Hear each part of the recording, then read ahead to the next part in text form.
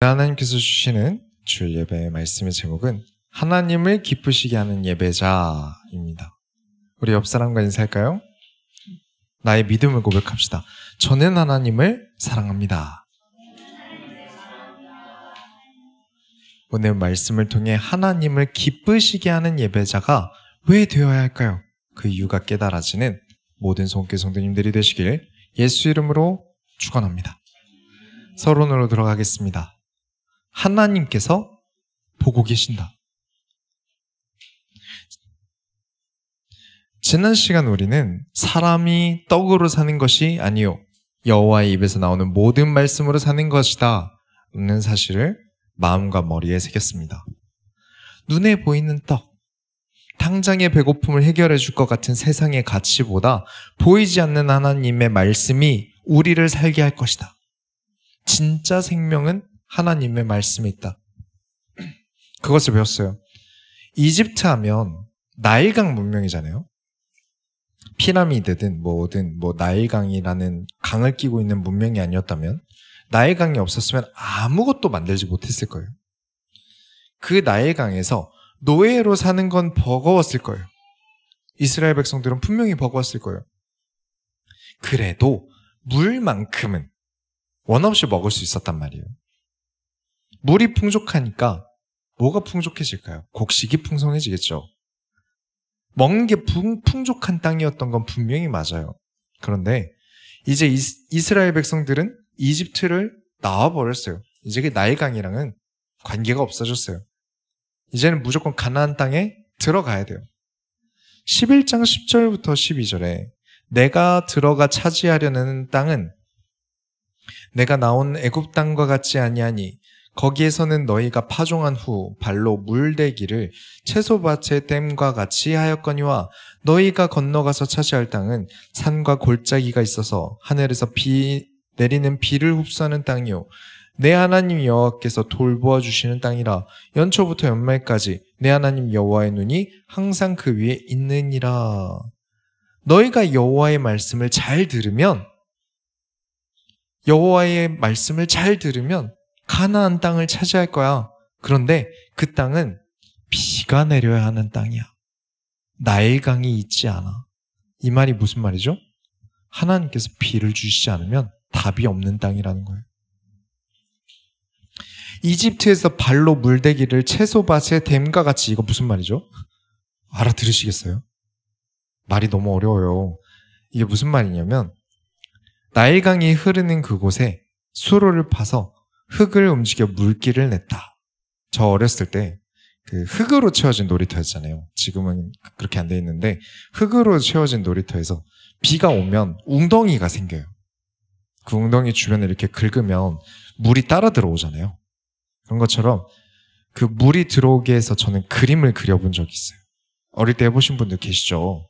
그런 것처럼 이집트에서 내가 밭에 물을 주고 싶으면 나일강 주변에서 발로 이렇게 긁어서 물길을 낸 거예요.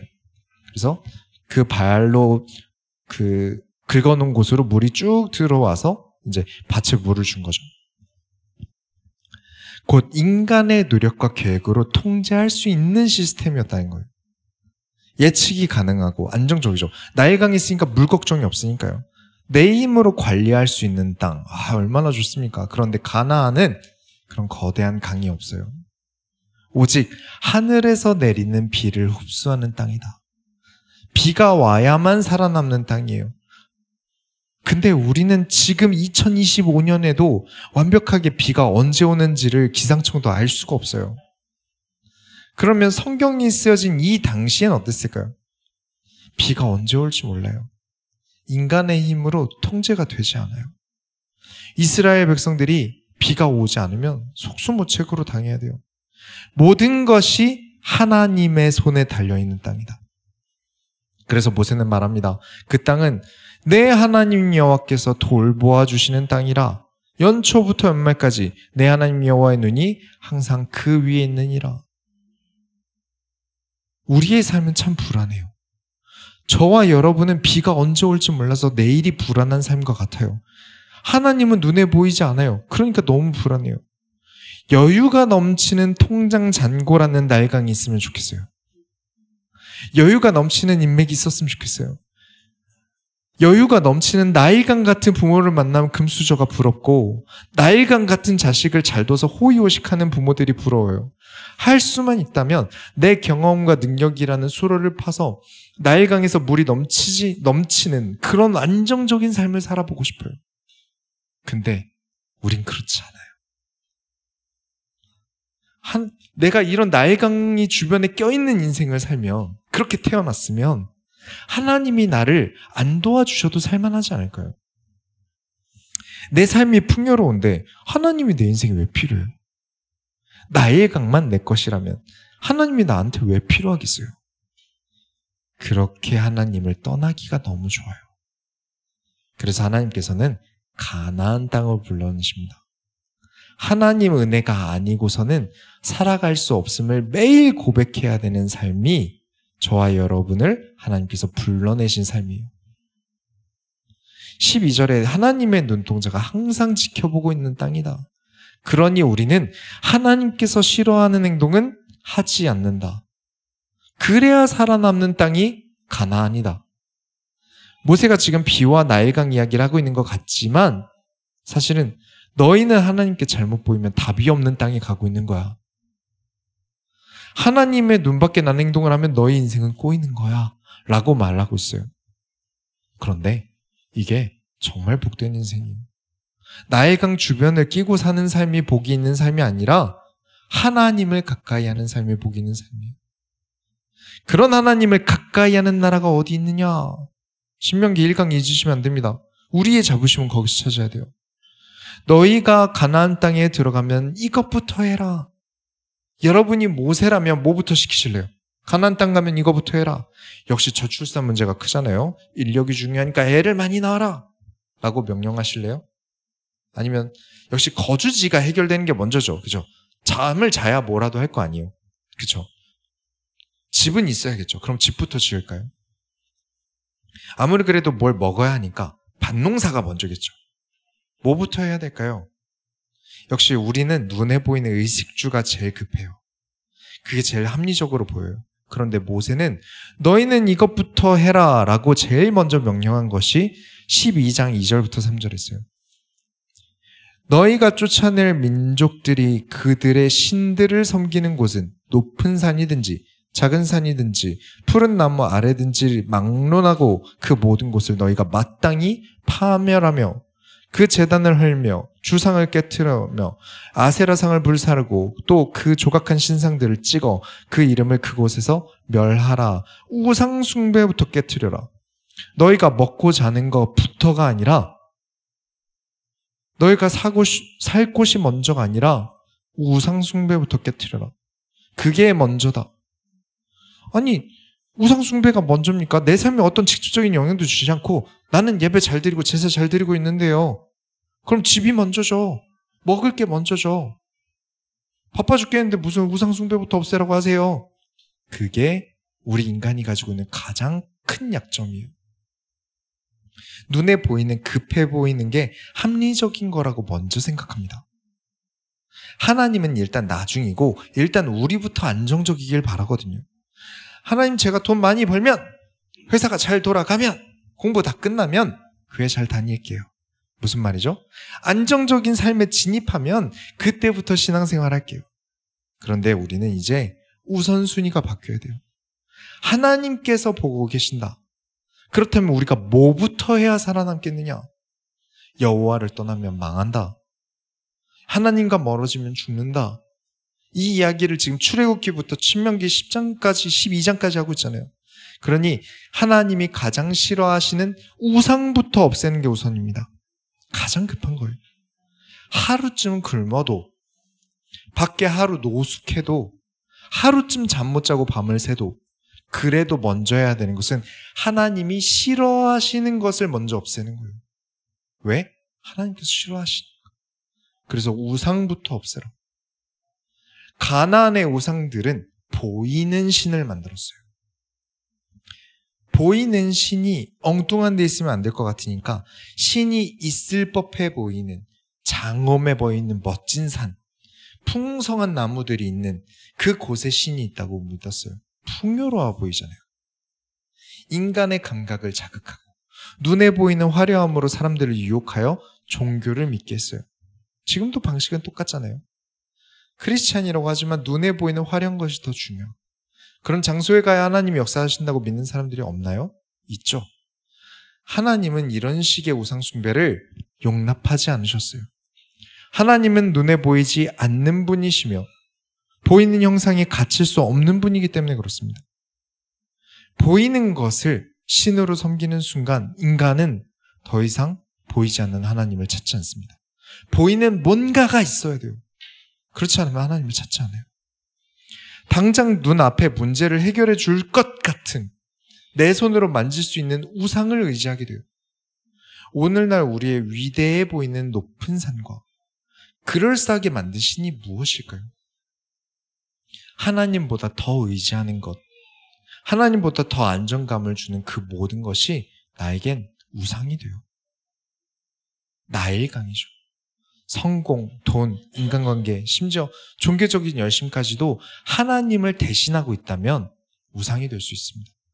하나님보다 먼저 되는 게 있다면 우상이 될 수 있습니다. 그래서 하나님은 명령하십니다. 그 모든 것을 파멸하라.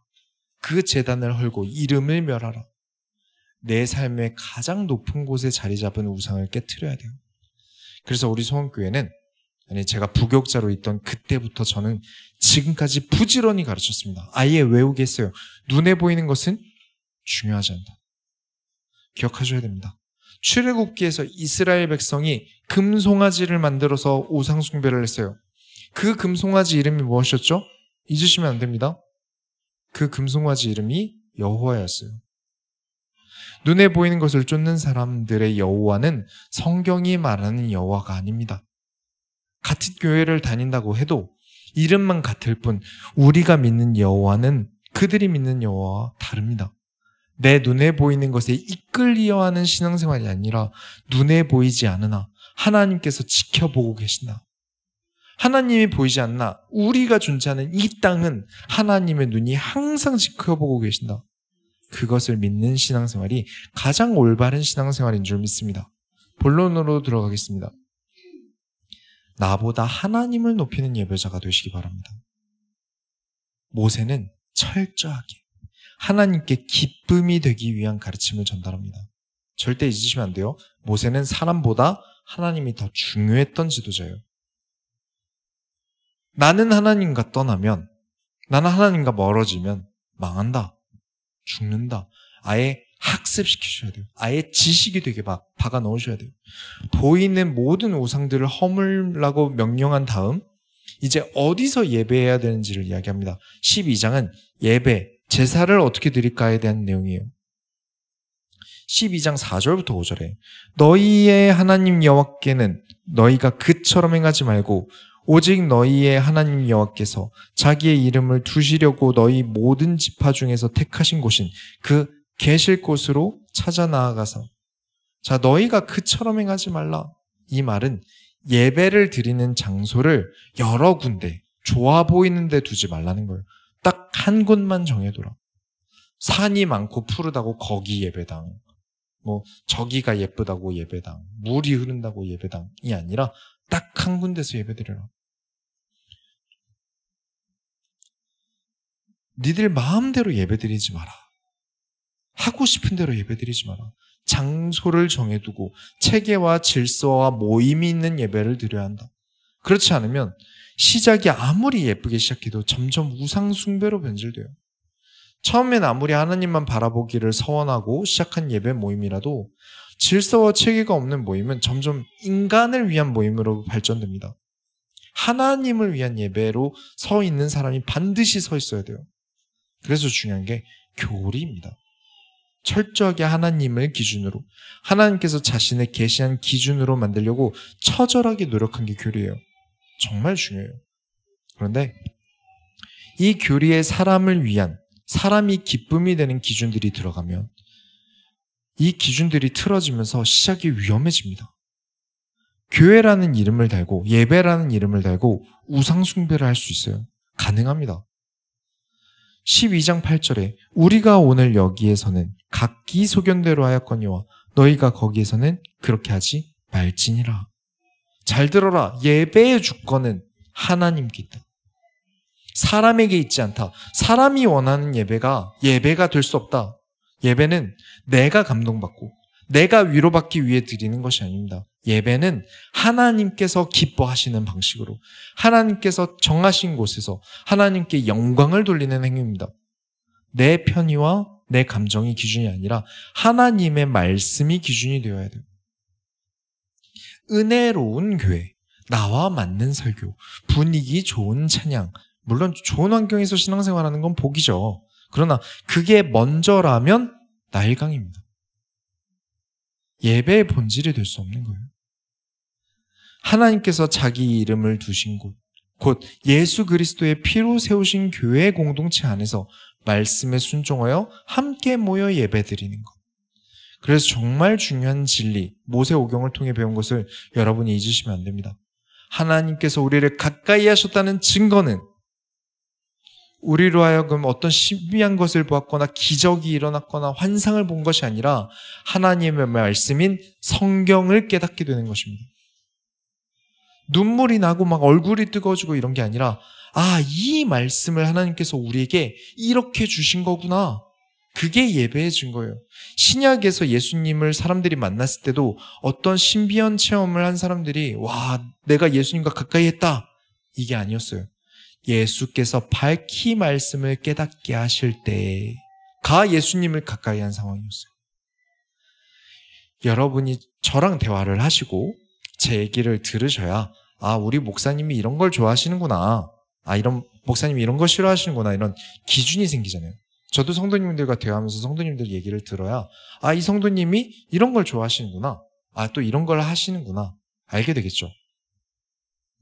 하나님의 말씀을 깨닫는 예배, 내가 내 취향, 나에게 맞춘 사람이 기뻐할 예배가 아니라 하나님의 말씀을 깨닫는 제사를 드려야 됩니다. 왜냐? 하나님께서 싫어하시는 게 있을 거잖아요. 하나님께서 기뻐하시는 게 있을 거잖아요. 그걸 알 수 있는 방법은 하나님의 말씀을 듣는 것밖에 없어요. 하나님이 하시는 말씀 안에는 하나님의 취향이 반영될 수밖에 없어요. 그래서 하나님의 말씀인 성경을 가지고 철저하게 하나님이 기뻐하심을 따라 해야 하는 게 있어요. 우리 지금 모세오경 하면서 자주 나오던 이야기, 절대 헌신을 강제로 하지 마라. 하나님 나라 일을 너희가 억지로 하지 마라. 그래서 신명기 12장에는 여호와 앞에서 즐거워할지니라 라는 말씀이 3번이나 반복됩니다. 억지로 예배드리지 마라. 억지로 제사드리지 마라. 억지로 하기 싫어서 내 마음대로 나에게 좋은 대로 예배드리지도 마라. 모든 우상을 허물고 하나님이 정하신 방식대로 순종하며 하나님을 즐거워하는 사람이 예배자입니다. 그냥 예배 많이 드리는 사람이 예배자가 아니라는 거죠. 내 취향을 따라가는 사람이 새벽 예배 7일 내내 드리고 주일 1부부터 5부까지 드리고 주일학교 교사를 드린다고 한들 예배자가 아니에요. 내 취향을 따랐으니까요. 어떤 것이든 하나님의 말씀이라면 나에게 듣기 찔리더라도 내 마음에 아프더라도 이 말씀 들으면서 기분이 좋지 않더라도 그래도 하나님의 말씀이라면 하나님의 말씀 듣기를 사랑하고 하나님을 사랑함으로 하나님 만나기를 즐거워한다면 그 사람이 예배자입니다. 자, 모든 기준은 결국 하나님이 좋으니 나도 좋다. 왜? 하나님을 사랑하니까. 사랑하면 그 사랑하는 사람이 웃으면 나도 좋은 거예요. 그죠? 사랑하는 사람이 기분이 좋으면 나도 기분이 좋아요. 보기만 해도 좋잖아요. 이스라엘 백성들이 하나님을 사랑하기를 그렇게까지 사랑하길 바란 겁니다. 자, 이제 좀 더 실전적인 얘기를 해보죠. 우리 소원교회는 실전적인 교회잖아요. 하나님을 사랑함에 대해서 실제적인 이야기를 해볼게요. 신명기 13장을 보시면 불량배들이 나와요. 이게 막 형광바지에 막 이레즈미 문신한 막 이런 사람들이 아니라 거짓 예언자, 거짓 꿈쟁이들을 이야기합니다. 13장 1절부터 3절을 보면 너희 중에 선지자나 꿈꾸는 자가 일어나서 이적과 기사를 내게 보이고 그가 내게 말한 그 이적과 기사가 이루어지고 너희가 알지 못하던 다른 신들을 우리가 따라 섬기자고 말할지라도 너는 그 선지자나 꿈꾸는 자의 말을 청종하지 말라. 이는 너희의 하나님 여호와께서 너희가 마음을 다하고 뜻을 다하여 너희의 하나님 여호와를 사랑하는 여부를 알려하사 너희를 시험하심이니라. 눈에 보이는 기적이나 이적을 내세우면서 우리가 알지 못하던 다른 신을 섬기자라고 유혹하는 사람들이 더 사랑스러운 존재. 하나님 눈에 안 보이잖아요. 근데 취향 타는 하나님과 갈라서고 다른 신을 섬기자라고 나오는 우상 숭배자들이 나타난다는 거죠. 하나님께서 그것을 허용하신 목적은 하나님과 이들이 멀어지는가 멀어지지 않는가를 시험하겠다는 거예요. 저와 여러분에겐 항상 이 시험이 있습니다. 하나님을 잠시 잊어버리고 선택할 만큼 우리에겐 그런 일들이, 꿈과 같은 일들이 많아요. 하나님께서 꿈으로 나타나신 적이 성경에 많아요. 선지자의 이적과 기사가 많죠. 그런데 이게 개꿈인지 하나님께서 진짜 말씀하신 건지 아니면 나를 시험하시는 건지 우리가 알 수 없잖아요. 지금도 교회라는 간판 달고 예언하는 사람들 많거든요. 막 방언 훈련소라고 막 만들어진 것도 있어요. 무엇으로 우리가 하나님이 주신 생각인지 내 생각인지 알 수 있을까요? 그래서 중요한 게 아까도 말씀드렸지만 교리입니다. 성경을 배워야만 해요. 반드시 배워야 돼요. 내가 성경을 제대로 배우지 않고 들 수 있는 생각은 교회를 가야겠다, 꿈을 꾸든 환상을 하든 하나님 믿어야겠다 정도예요. 어떤 음성이 들리든 환상을 보든 꿈을 꾸든 내가 성경을 배우지 않는 상태에서, 백지 상태에서 영적인 것은 하나님께서 교회로 부르시는 일 외에는 저는 인정하지 않습니다. 우상숭배를 꼭 불교, 굿, 미신, 점 이렇게 대놓고 다른 신은 우리가 멀리해야 된다는 것은 기본적으로 알 수 있지만 우리 모세오경을 통해 배운 게죠. 교회를 무너뜨리는 것이 무엇이었죠? 다른 데서 나오는 것이 아니라 내부에서 나옵니다. 교회를 무너뜨리는 건 내부에 있어요. 지금도 꿈꾸는 자, 가짜 선지자들이 해외에서 들어왔나요? 아니죠. 이스라엘 내부에서 나왔어요. 아직 아론이라는 사람이 제대로 율법을 배우지 아니했을 때, 이스라엘 백성이 아직 십계명조차 받지 못했을 때 눈에 보이는 형상에 의해서 금송아지를 뭐라고 불렀는지 여러분 절대 잊으시면 안 됩니다. 금송아지를 여호와라고 불렀어요. 나중에 온 백성들이 하나님의 말씀과 멀어진 그때에 북쪽 이스라엘에서 금송아지를 만들어 부르기를 이는 너희를 애굽에서 이끌어낸 여호와다라고 가르쳤어요. 내가 하나님에 대해 전혀 알지 못하고 하나님과 가깝지 않은데 꾸는 꿈과 환상은 결국 금송아지를 만들어요. 내가 하나님과 먼저 가까운가를 생각하셔야 돼요. 이단 사이비들이 다 그렇게 만들어져요. 성경을 제대로 배우기보다 내 감정과 내 생각들로 만들어진, 나에게 맞춰진 것들로 인해서 만들어지는 거예요. 우리는 성경으로 만들어져가는 교회여야만 합니다. 나에게 성경을 맞추면 우상숭배가 돼요. 내가 성경에 맞춰야 돼요. 완벽하지 않겠죠. 우린 인간이잖아요. 누구라도 완벽하게 성경대로의 교회를 만드는 건 불가능할 거예요. 인간이라는 한계가 있으니까요. 그러나 우리가 하나님이 기뻐하는 교회를 세우고자 하는 목적을 이끌고 가야 됩니다. 선수가 완벽한 경기는 만들 수 없지만 완벽하고자 노력해야 돼요. 그래야 승리가 있는 거죠. 우리가 하나님이 기뻐하는 교회를 세우고자 하는 목적으로 이끌어 가야 되는 걸 모세가 알아요. 우리가 완벽할 수 없다는 것도 알아요. 그래서 모세가 이스라엘 공동체 전체에 이 불량배들을 막아낼 책임을 부여합니다. 13장 5절에 그런 선지자나 꿈꾸는 자는 죽이라. 이는 그가 너희에게 너희를 애굽 땅에서 인도하여 내시며 종되었던 집에서 속량하신 너희의 하나님 여호와를 배반하게 하려 하며 너희의 하나님 여호와께서 내게 행하라 명령하신 도에서 너를 꿰어내려고 말하였음이니라. 너는 이같이 하여 너희 중에서 악을 제할지니라. 가짜 선지자, 꿈꾸는 자를 선별할 능력을 갖춰야 돼요. 저는 그 기준이 없을 때 흑역사가 있어요. 그래서 더더욱 가짜에 집요하게 신경 씁니다. 구분하고 멀어져야 할 필요가 있어요. 우리 오후 예배에서도 사도들의 이야기를 다루면서 정말 중요하게 언급하고 있는 게 있는데, 저는 성경에서의 대적, 성경의 빌런을 사탄으로 보지 않습니다. 사도들이 가장 경계한 것은 박해하는 로마, 박해하는 제사장, 바리새인들 아니었어요. 가짜 형제, 가짜 교사라고 불리던 사람들이 같은 예수 믿는 척 하는데 완전 잘못된 것을 가르치는 사람을 멀리해라. 그들을 떠나라라고 가르친 증거들이 서신서에 사도들의 말에 가득 있습니다. 우리가 지금 그렇다고 사람을 죽일 수는 없죠. 야, 꿈꾸는 자도 죽이자. 우리가 죽일 수는 없단 말이에요. 가짜 교사라고 해서 가서 죽이면 안 되잖아요. 그래서 우리는 그들을 마음에서 죽여야 됩니다. 그들을 멀리한다. 가까이 하지 않는다. 일반 성도가 그러면 기다려줄 수 있어요. 그러나 교역자는 다릅니다. 여러분이나 일반 성도들은 거짓 선지자에 포함되기 힘들어요. 그러나 내가 사역자다, 사역을 한다 말하는 그때부터는 끊임없이 내가 가짜 선지자가 되지 않기 위해 스스로를 계속 점검해야 됩니다. 일반 성도는 실수할 수 있고 잘못 깨달을 수 있어요. 괜찮아요. 야고보서 3장 1절에 보면 가르치는 자보다 배우는 자가 낫다.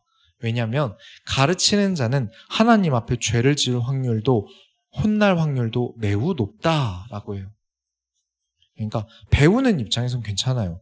틀릴 수 있죠. 100점짜리가 될 수는 없어요. 그러나 가르치는 사람은 다르다는 거예요. 지금 말하는 가짜에 대한 이야기는 자신의 교사, 사역자라고 말하는 자들이 있다는 거예요. 거짓 진리를 가르치는 교사, 사역자를 마음에서 죽여야 됩니다. 우리는 철저하게 사람의 기쁨이 아닌 하나님을 기쁘시게 해야 망하지 않으니까요. 이에 대해 좀 더 살펴보면 제가 진짜 중요하게 생각하는 이야기예요. 12절부터 13절 보면 13장 내 하나님 여호와께서 내게 주어 거주하게 하시는 한 성읍에 대하여 내게 소문이 들리기를 너희 가운데서 어떤 불량배가 일어나서 그 성읍 주민을 유혹하여 이르기를 너희가 알지 못하던 다른 신들을 우리가 가서 섬기자 한다거든. 자, 이 말을 잘 정리해 볼게요. 상상해 봅시다. 일단 성읍, 지파, 나라 이거 좀 어렵죠. 개념이 어려워요. 그래서 여러분들을 위해 쉽게 설명을 드리자면 저희 교회가 부천시 소사구에 있는 교회예요. 소사구가 성읍이라고 칠게요. 부천시는 지파고요. 부천시는 대한민국이라는 나라에 있죠. 이스라엘이라고 칠게요. 그래서 예를 들면 이스라엘 베냐민시 기브아구에 심각한 범죄가 일어났다. 이런 식으로 정리해 볼 수 있어요.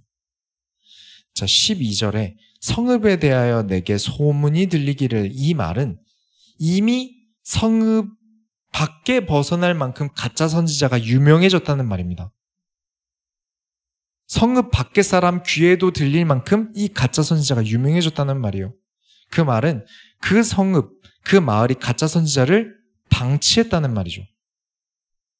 14절부터 15절에 너는 자세히 묻고 살펴보아서 이런 가증한 일이 너희 가운데 있다는 것이 확실한 사실로 드러나면 너는 마땅히 그 성읍 주민을 칼날로 죽이고 그 성읍과 그 가운데 거주하는 모든 것과 그 가축을 칼날로 진멸하고 또 그 속에서 빼앗아 차지한 물건을 다 거리로 모아놓고 그 성읍과 그 탈취한 전부를 불살라 내 하나님 여호와께 드릴지니 그 성읍은 영구히 폐허가 되어 다시는 건축되지 아니할 것이라.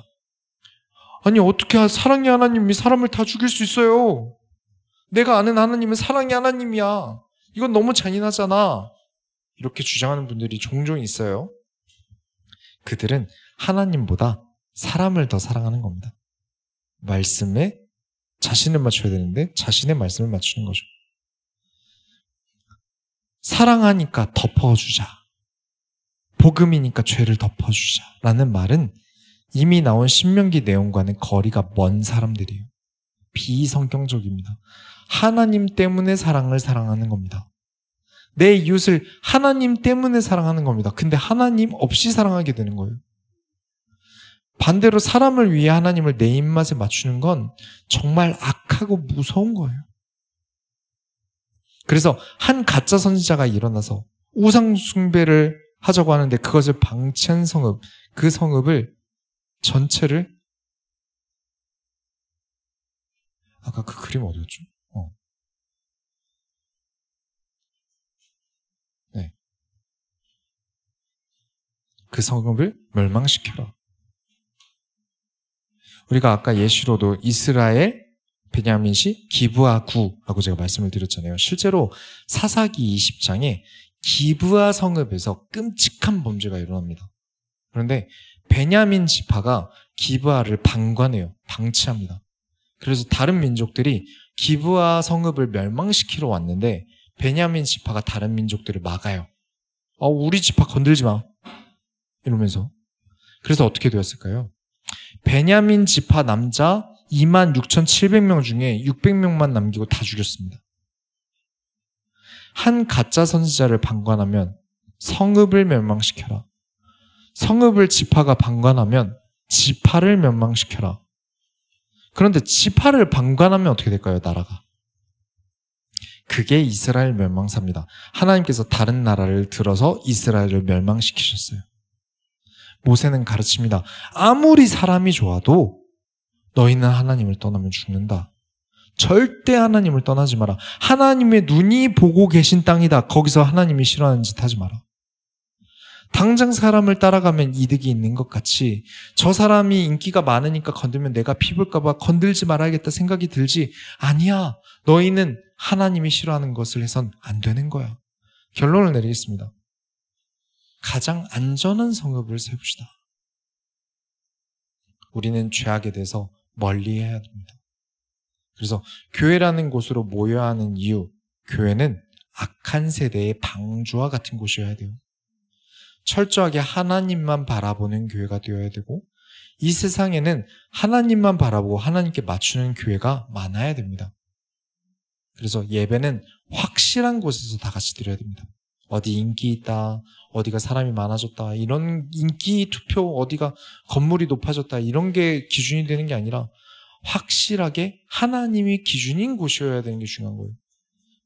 그래서 제가 저희 소원교회를 보는 가장 중요한 교회의 기준은 가장 안전하여 멸망당하지 않는 성읍을 만드는 거예요. 즐거운 교회, 행복한 교회를 추구합니다. 근데 그건 2순위예요. 1순위는 안전한 곳이 되는 게 1순위입니다. 하나님이 싫어하는 걸 하면 망합니다. 안전하지 않아요.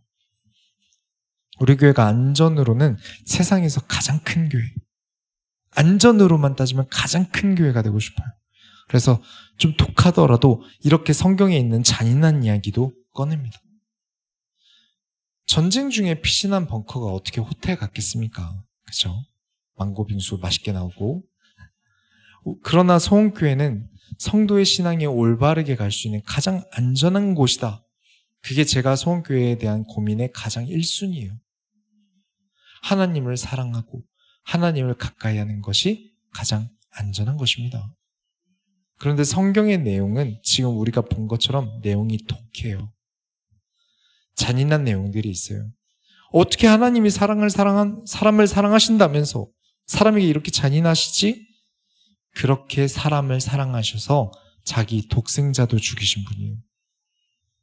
얼마든지 하나님께 돌아오는 자는 용서하세요. 그런데 여호와의 이름을, 하나님의 이름을 망령되게 부르면서 가짜 진리를 가르치는 자들에게는 아닙니다.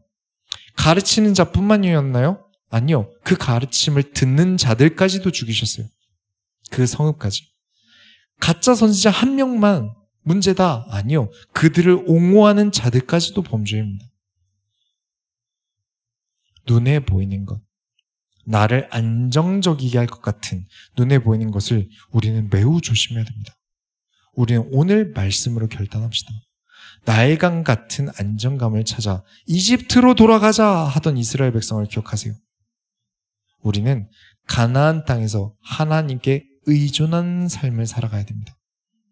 내가 하나님을 사랑해야만 살아남는다는 사실을 비가 내림으로 깨닫는 가나안 땅의 삶을 사는 거예요. 은혜가 아니고는 살아갈 수 없다 라고 믿어지는 삶을 사는 거예요. 하나님이 1순위가 되지 않게 하는 모든 것을 내 마음에서 부숴버리고 하나님이 늘 1순위가 되는 삶을 결단합시다. 우리가 하나님의 소원을 이루어드립시다. 하나님 감사합니다.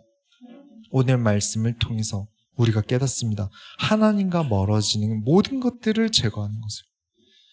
하나님의 말씀을 따라 진짜 예배자는 우리가 하나님의 말씀을 따라가는 모든 것을 방해하는 것들을 없애고 멸망시키는 자인 줄 믿습니다. 하나님을 바라보는 한 주간이 되게 하여 주옵소서. 살아계신 예수 그리스도의 이름으로 기도드렸습니다.